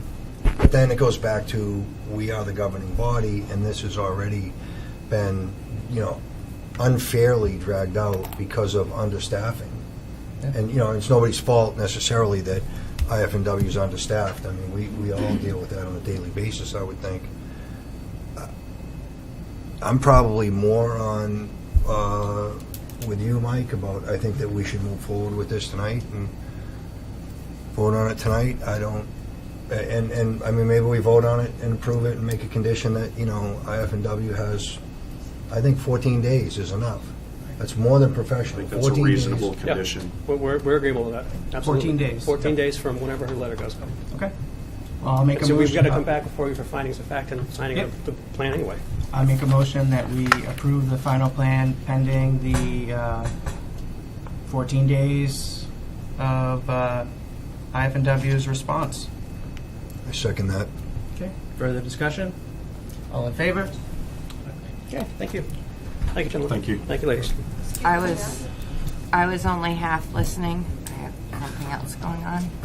So you want me to email them today? They have 14 days. 14 and if days to respond. Whether I hear back or not later. That's correct. Thank you. Okay. My house was brought up. May I address that? No. Thank you. New business, subdivision amendment, lot line adjustments, Navina Estates, LRB leasing. I'm going to recuse myself from this. Okay, thank you. And Rick, you'll be coming back into us. I'm in. All right. And Neil has been here for 2 hours. Thank you. Thank you.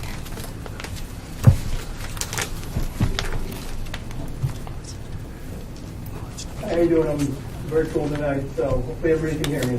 Yeah, we can hear you, Neil. Thank you. Actually, my name is Neil Republican, Civil Consultant. I am at LRB. This amendment to subdivision came about just due to the dislocation of a foundation on one of the approved lots. It clipped one of the easements for some drainage that was coming down the side of the lot. So what we ended up doing was just reconfiguring an easement on that lot and that lot only. So there's only one lot involved in this lot line adjustment, and it's more of a change on the lot itself that just resulted in a change in the area, the net area after taking out the easement area, and it's a fairly straightforward issue that was able to be resolved without needing any other changes to the subdivision itself. I'll pull up the screen just so you can see a sketch of where we ended up. Pull that up here.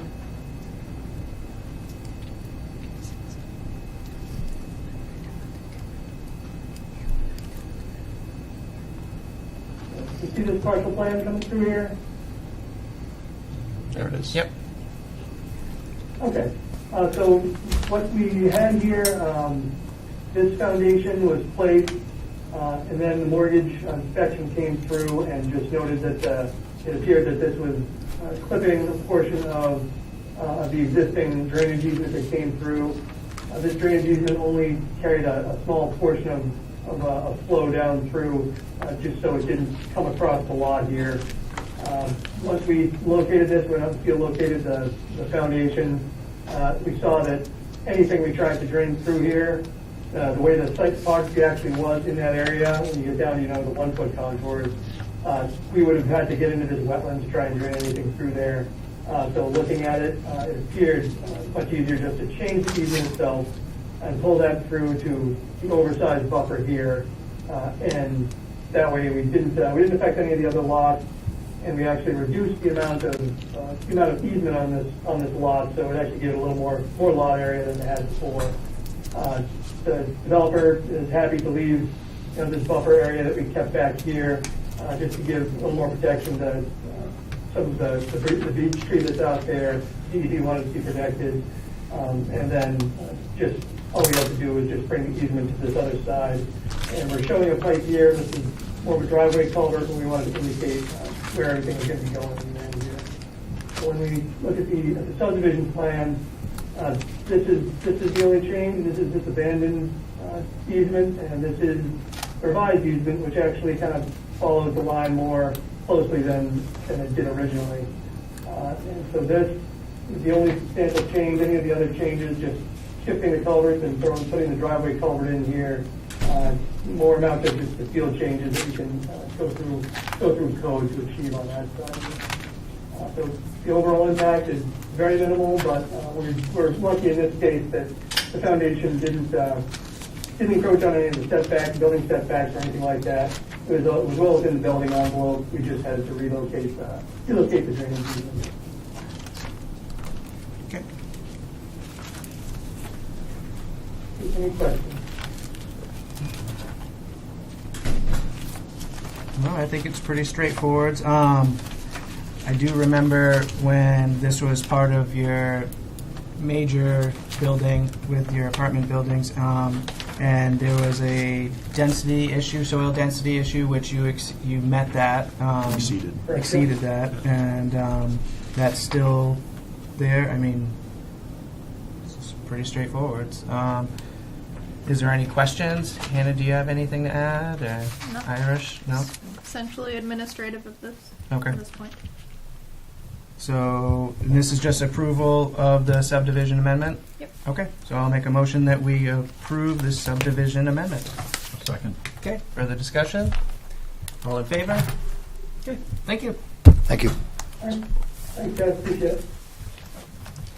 All right, moving along, new business, sketch plan, major subdivision, Diamond Hill Road, R29, Lot 16, R40, Lots 10A, Springer. Good evening. My name's Austin Fagan. I'm here with BH2M Engineers representing the applicant, David Springer.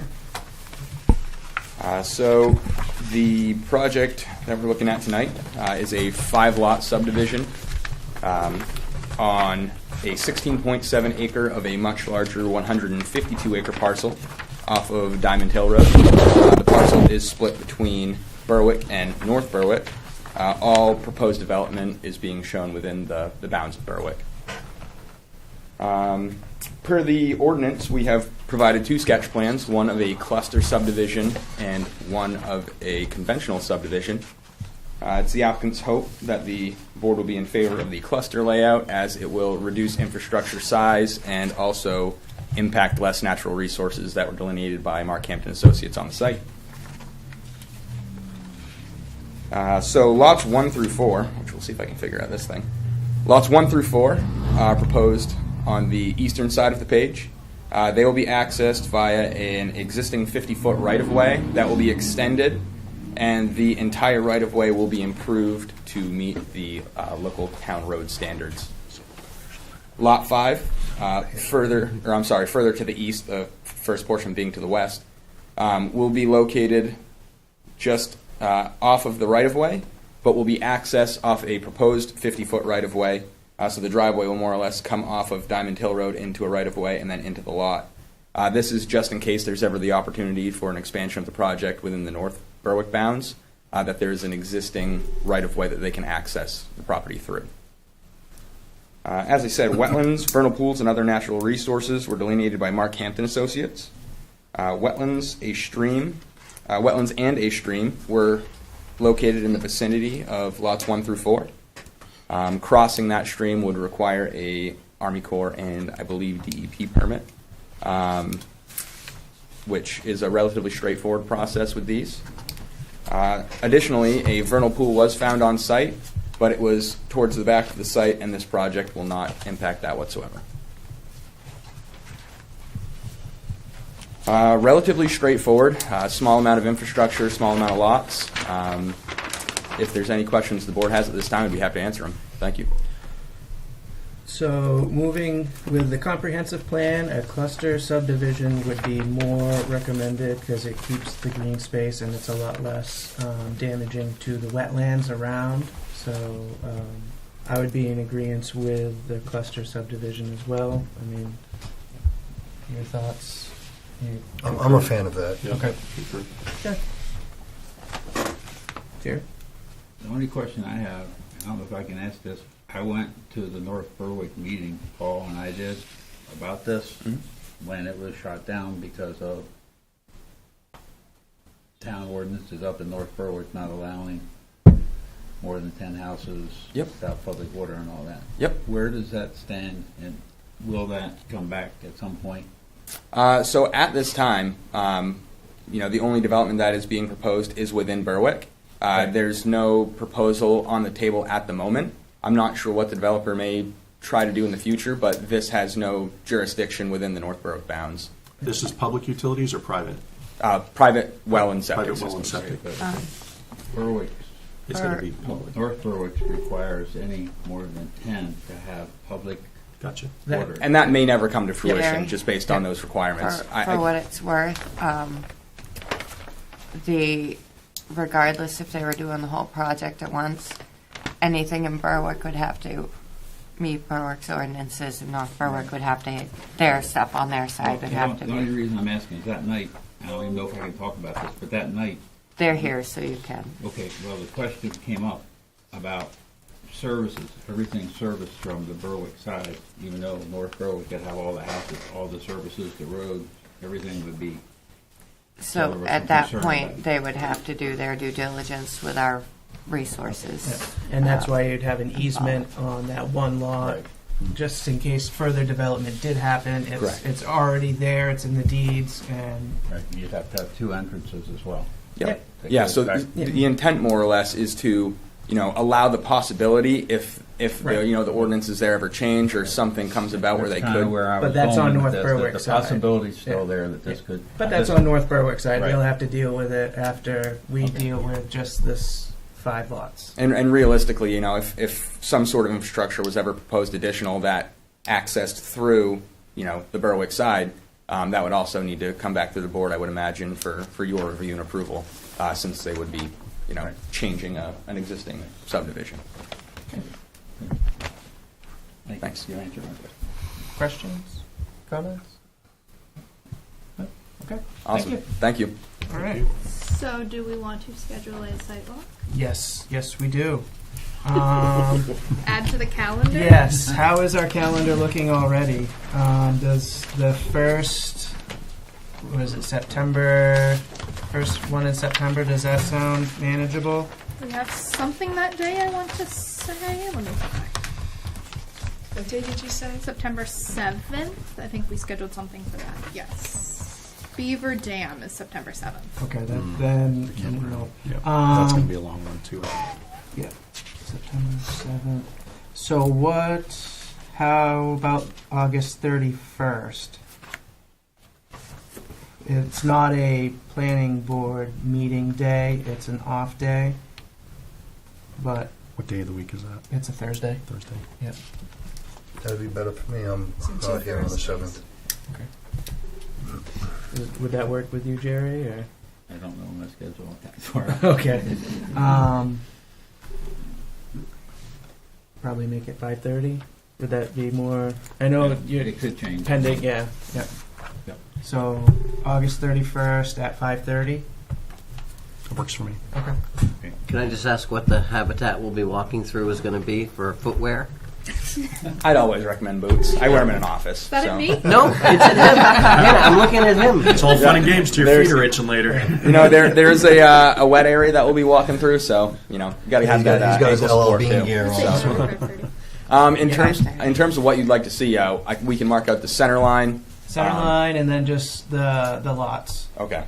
Front corners. Yep. Okay. Just the corners.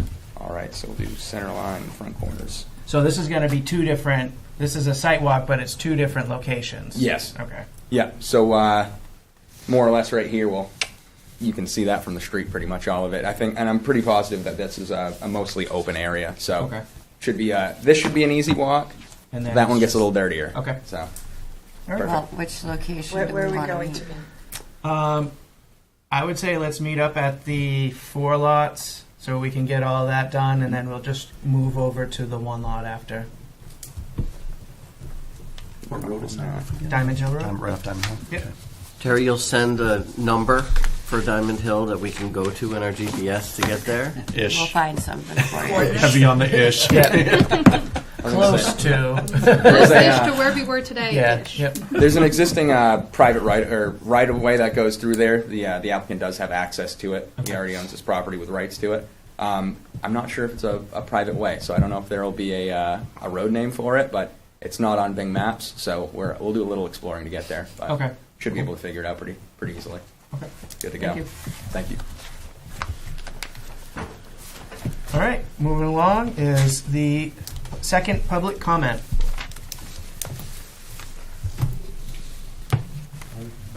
You already did it. Okay. All right. Well, I'll close that. And next is informational items. So what can we talk about at informational items? Like, let me ask my question, and you tell me if it's an informational item. Does the board have a prerequisite of what a final plan needs to be looking like when it's submitted to us? Or are we just expected to follow along in all the meetings and keep up with the updates, and then when they come for final?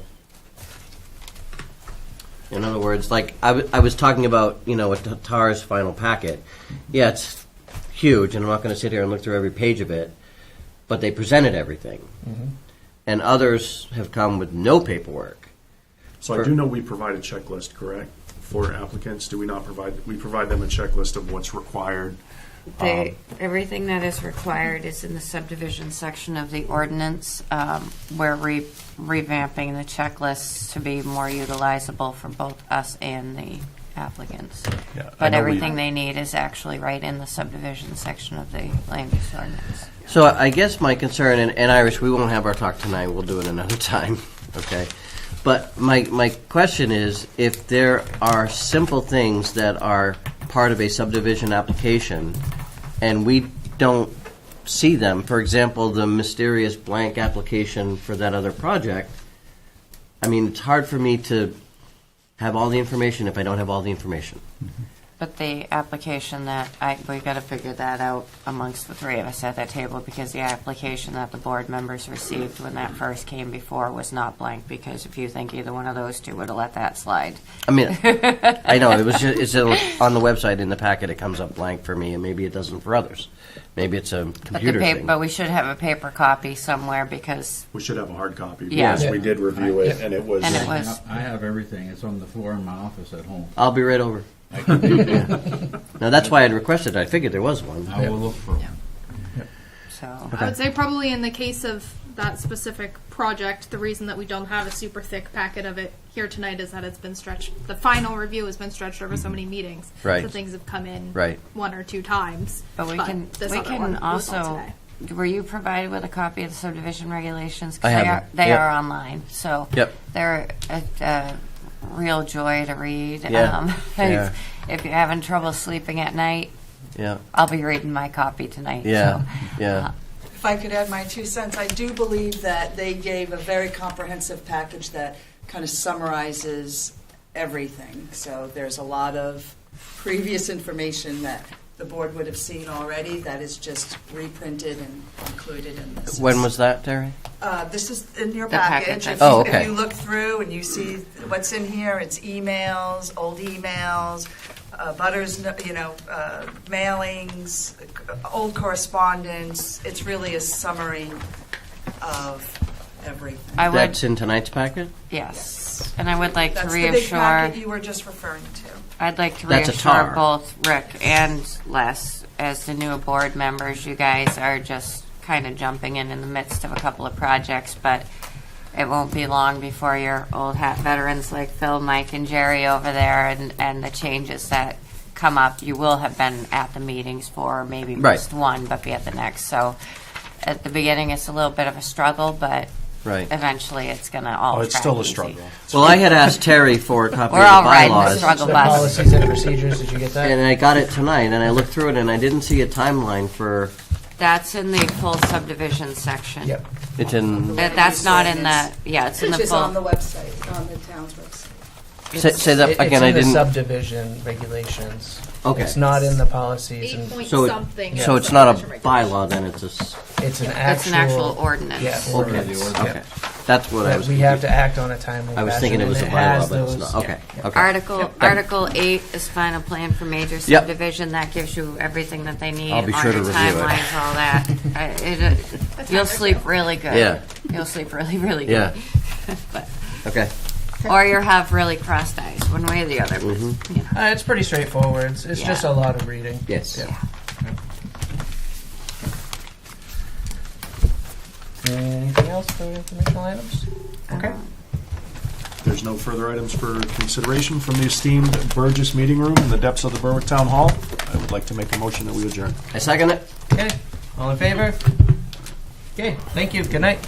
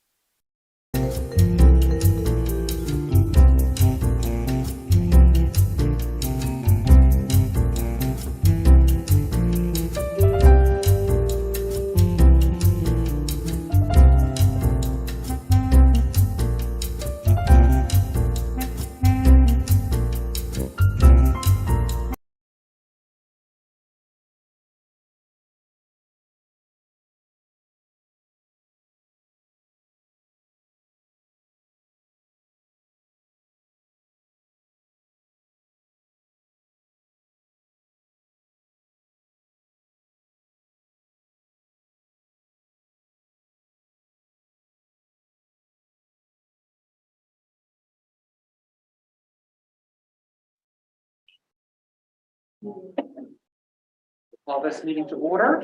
Please join us in the Pledge of Allegiance.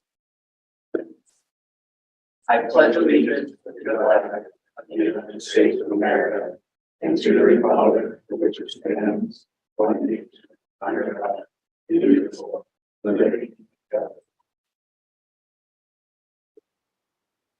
Public comment on any items. We'll start with those in the room first. Looking around, don't see anyone. How about online via Zoom? Okay, no public comment there. Okay, item number 2, to approve the minutes of the meeting dated June 7th, 2023. Do we have a motion? Will we approve the minutes of June 7th, 2023 as submitted? Second. We have a motion and we have a second. Any discussion? All those in favor? Approved. Item number 3, to approve the treasurer's warrant dated June 7th in the amount of $848,977.91. Do we have a motion? Will we approve the warrant dated June 7th, 2023 in the amount of $840,977.91? Second. We have a motion and we have a second.